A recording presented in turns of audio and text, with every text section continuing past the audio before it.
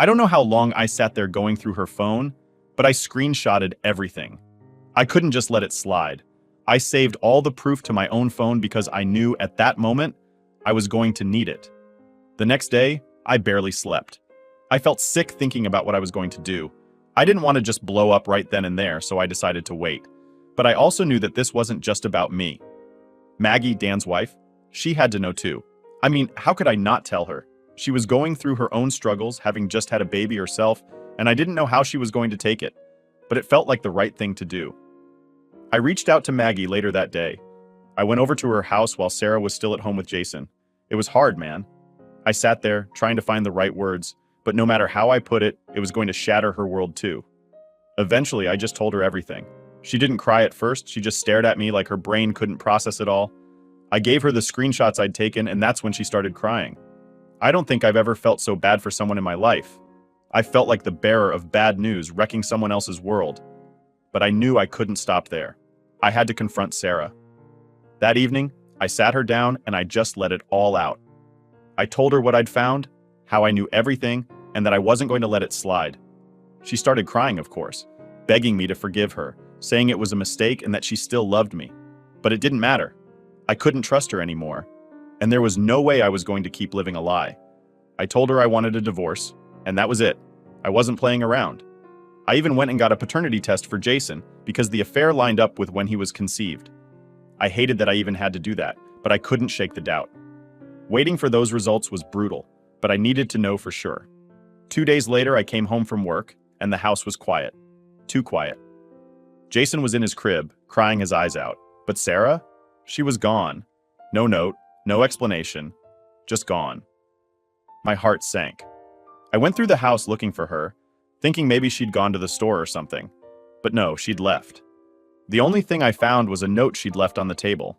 In it, she said she didn't love me anymore, and that she had left with Dan.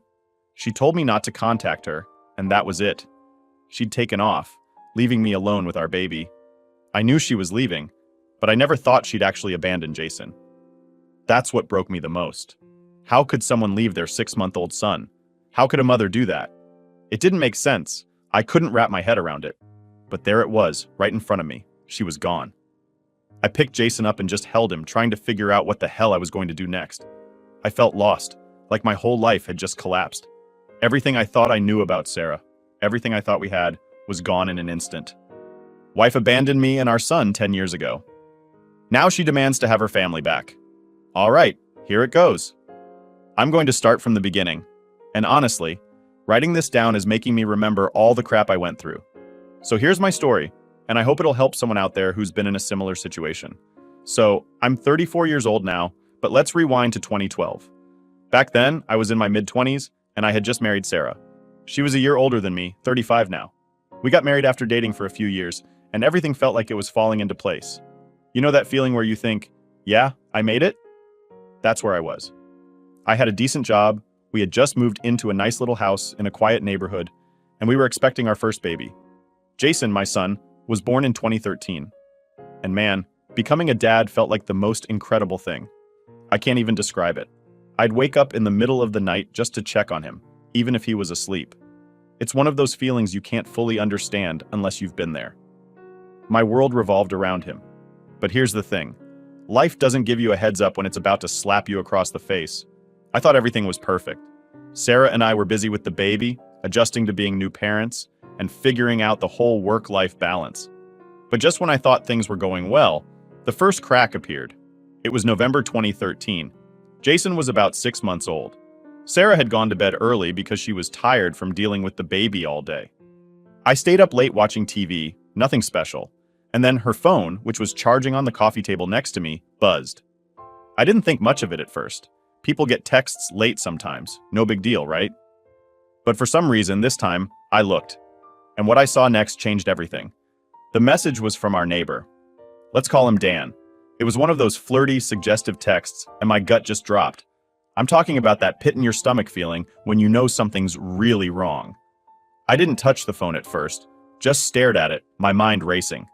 My brain was trying to convince me I'd read it wrong, like maybe it was a joke or something.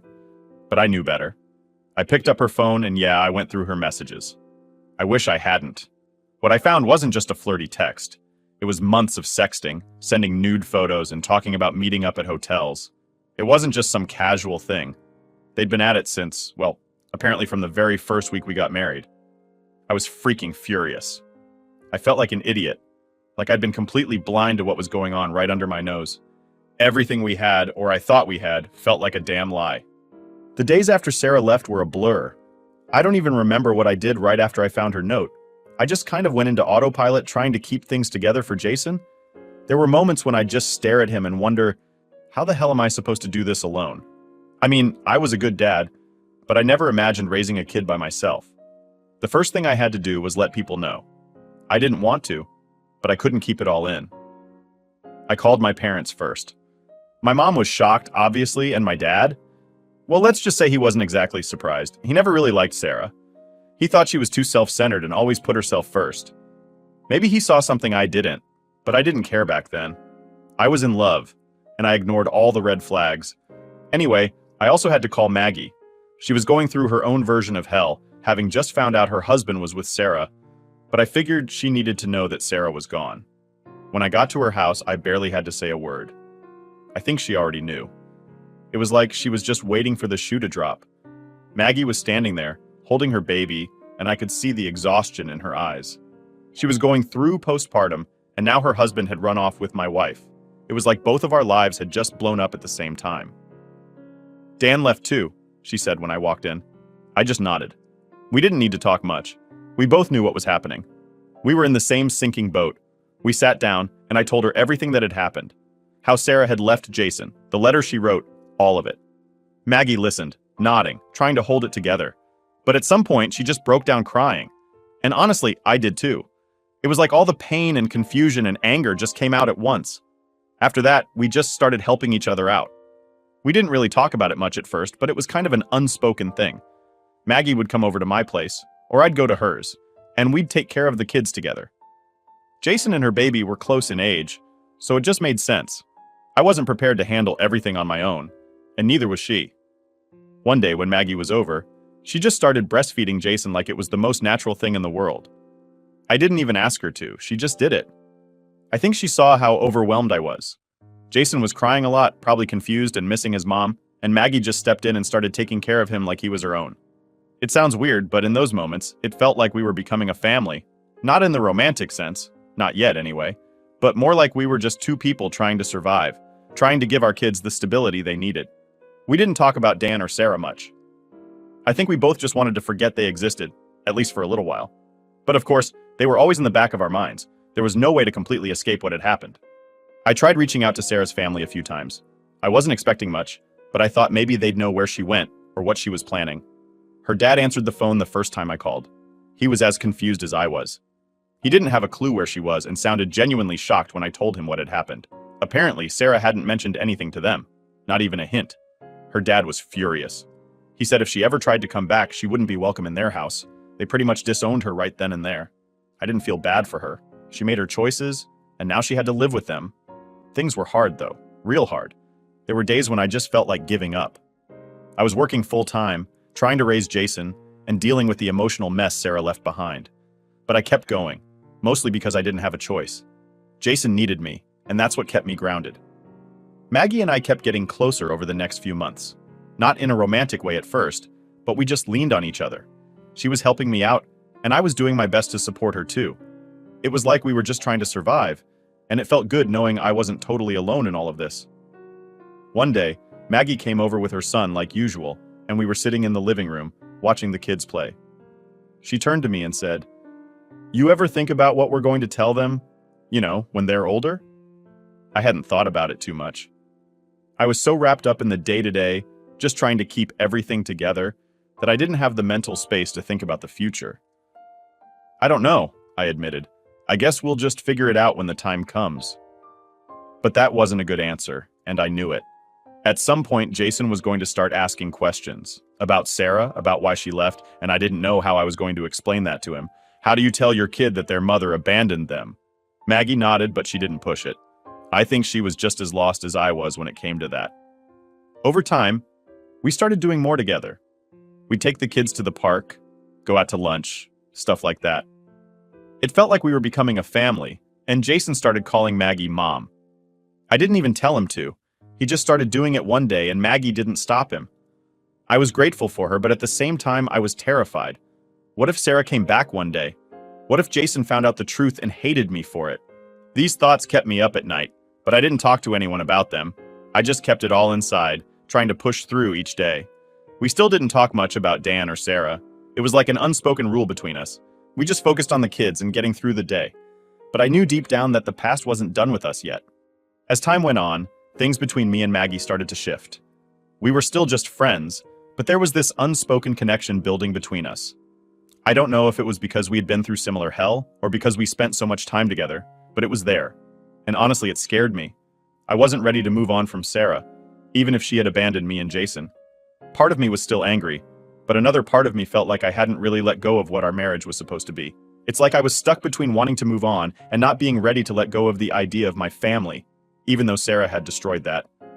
But Maggie was different. She was strong. She had been hurt just like me, and yet, there she was, taking care of her son and helping me with Jason. Every day she showed up. Every day she was there when I needed someone, whether she knew it or not. One day we were sitting at the kitchen table, the kids were napping, and we just started talking about everything. Our exes, the betrayal, the hurt, all of it. It was the first real conversation we had about what had happened. Until then, we'd kind of avoided it, I guess because neither of us wanted to open those wounds. I still can't believe he just left, Maggie said, staring at her coffee cup.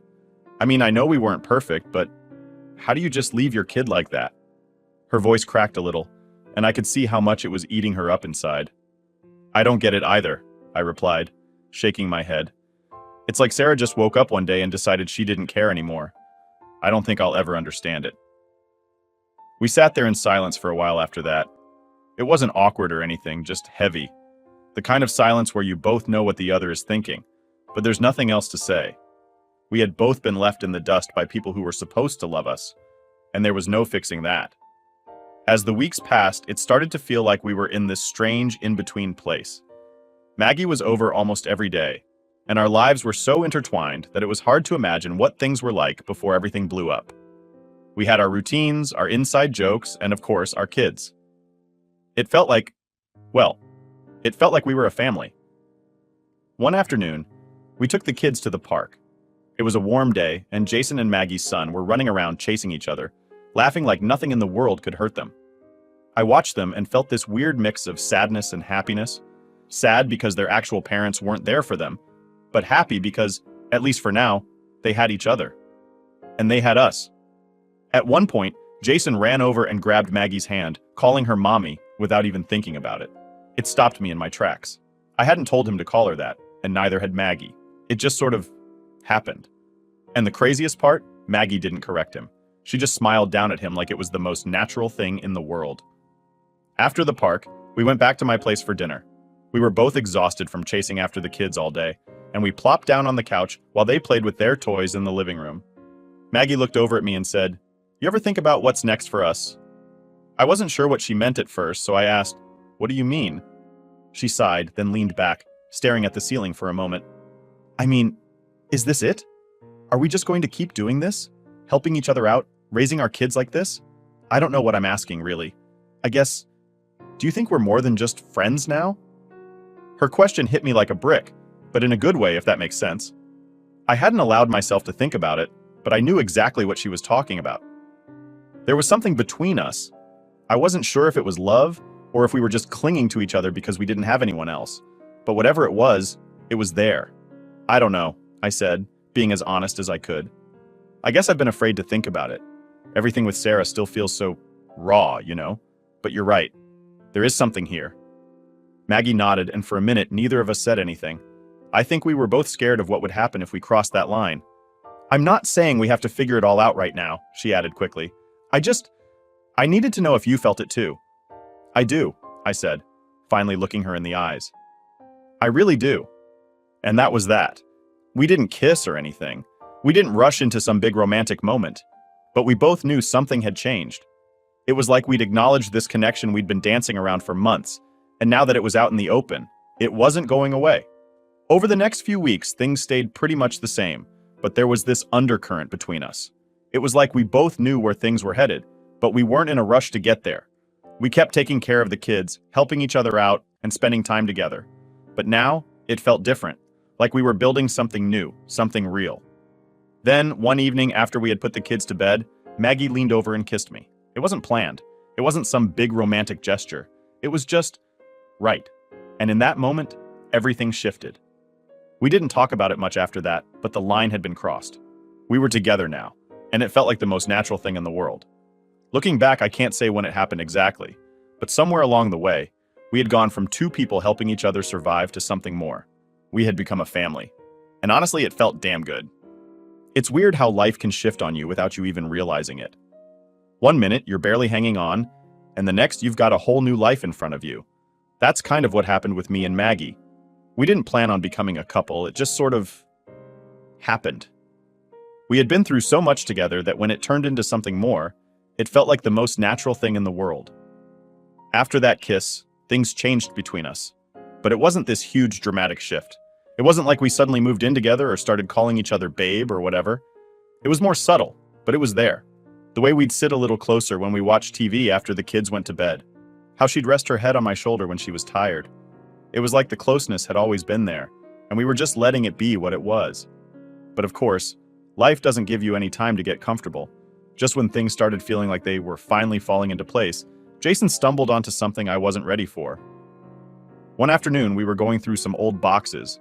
I'd been cleaning out the attic, trying to make more space for storage. Jason was playing around with some of his old toys, asking questions about random stuff as kids do. That's when he found it. A photo album I hadn't touched in years. It was one of those big, old-school ones where you had to peel back the plastic to stick the pictures in.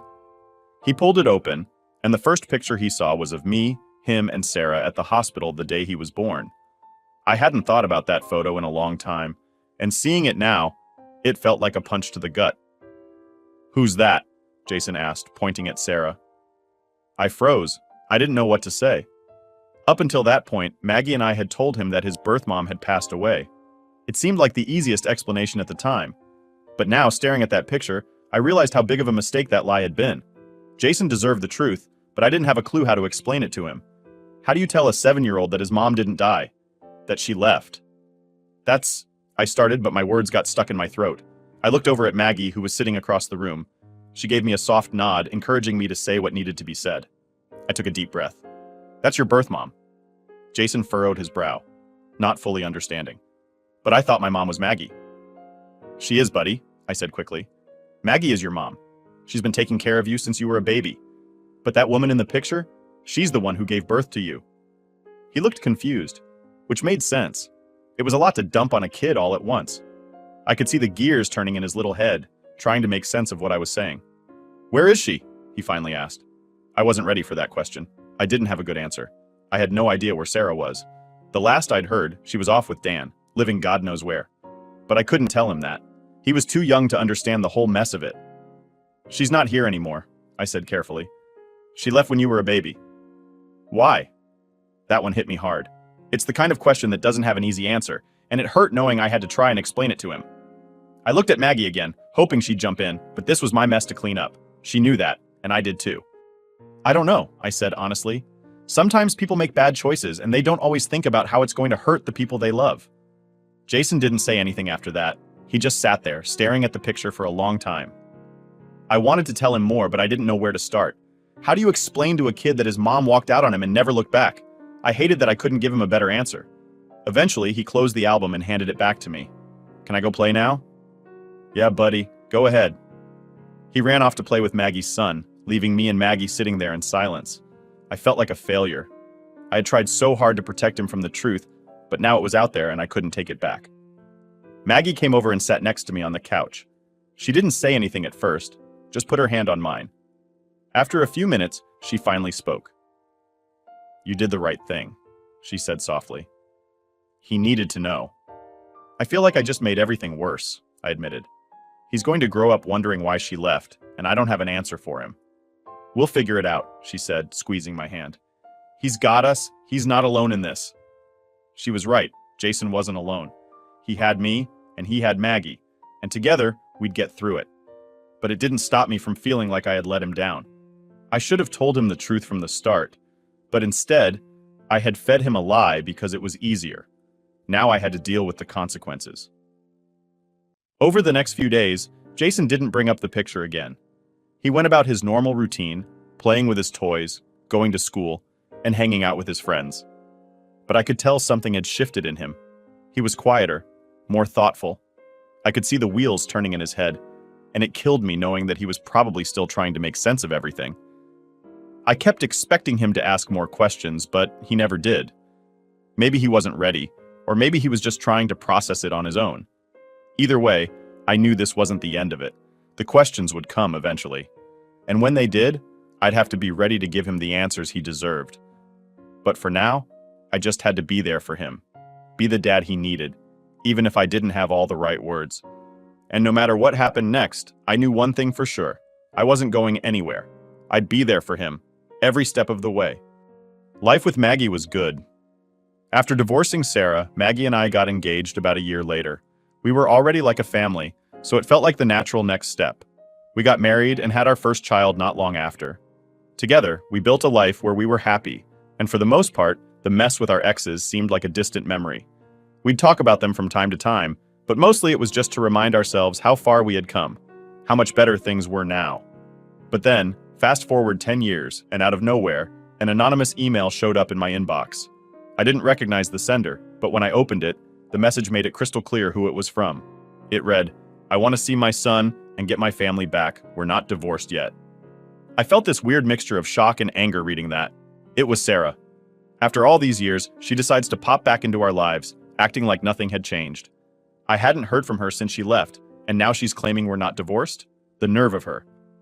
I showed the email to Maggie, and she instantly freaked out, understandably. She asked me, "Are you going to take her back?" I could see the worry in her eyes.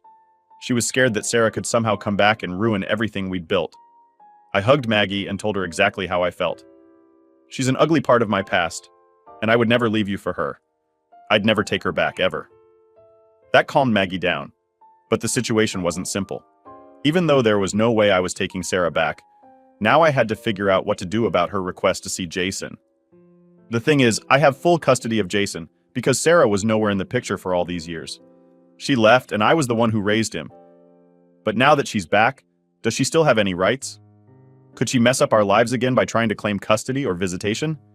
I had so many questions, and I didn't know what to do. One thing was for sure. I wasn't letting her just waltz back in like nothing happened, but I was torn about whether Jason should meet her. I didn't want to take away his chance to know his biological mother, but I also didn't want her to hurt him like she hurt me. After sitting with it for a while, I decided to reach out to a friend of mine who's a lawyer. I wanted to know what I was dealing with legally.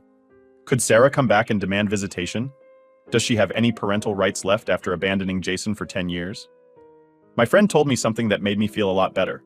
He said that if a parent has been absent and failed to contact their child for over a year, they can have their parental rights terminated. In Sarah's case, it had been a decade. He reassured me that it would be next to impossible for her to get custody or even regular visitation, especially since she left without a trace and never bothered to reach out until now. I felt a huge weight lift off my shoulders hearing that. With that relief, I decided it was time to tell Jason the full truth about his biological mother. Maggie and I had already been going to therapy with him to deal with some of the questions he had after seeing Sarah's photo. I wanted to make sure we did this the right way, so I brought it up in one of our sessions. Meanwhile, I was still trying to figure out what the hell Sarah wanted after all these years. So I reached out to her father. We hadn't talked in a long time, but we were still on good terms. He had been just as shocked and disgusted by Sarah's behavior as I was when she left. I asked him if he knew why Sarah was suddenly trying to come back into our lives. Turns out, Sarah had been in contact with her sister off and on over the years. Not about Jason, though. She was only reaching out for money whenever she needed help. According to her dad, Sarah had hit a rough patch. She was working a minimum wage job and living in a cramped apartment with 3 roommates. She'd been scraping by for years, but now even her sister had stopped helping her out. She was asking for more money than ever, and her sister just couldn't do it anymore. I felt bad for a second hearing about her situation, but then I remembered what she had done. She left me and her own child. She made her choices. Her dad even said that reintroducing her to Jason was probably not a good idea. "She hasn't changed," he said. "She's in no position to be a positive influence in his life." After talking to him, I reached out to Sarah's sister to get more details. Her sister was honest with me. She told me Sarah never asked about Jason, not once in the last 10 years. All she cared about was getting money to pay rent or cover groceries. And to top it off, Sarah's affair partner, the neighbor she left me for, was in prison for sexual assault. Apparently, he'd been locked up since 2015. Hearing that news, I didn't know whether to laugh or cry. I guess it was karma catching up to him, but it didn't make anything better for Jason or me. I asked her sister if Sarah knew about the divorce, and she told me Sarah still thought we were married. She didn't have a clue that I had filed for divorce years ago and moved on with my life. I told her to go ahead and fill Sarah in on the reality of the situation, how I had full custody of Jason, how Maggie and I had built a family together, and that Sarah had no claim over our son anymore. It was time for her to realize she couldn't just come back and pick up where she left off. When I told Maggie all of this, she was floored by Sarah's behavior. She couldn't believe how careless Sarah had been, not just in leaving, but in completely ignoring her own son for a decade. She was shocked about the affair partner too, though honestly it didn't surprise me. They were both a mess. It's been about a month since Sarah sent that email and she hasn't reached out again. I think once her sister explained everything to her, she realized there wasn't much she could do. Maggie and I have decided to move forward with legally adopting each other's kids. It's something we've talked about for a while, and this whole situation just pushed us to make it official. I doubt Sarah will contact us again. I think she knows she doesn't have any rights here, and hiring a lawyer would just waste her time and money. But if anything changes, I'll let you guys know. For now, we're focusing on our family and keeping our lives as peaceful as possible.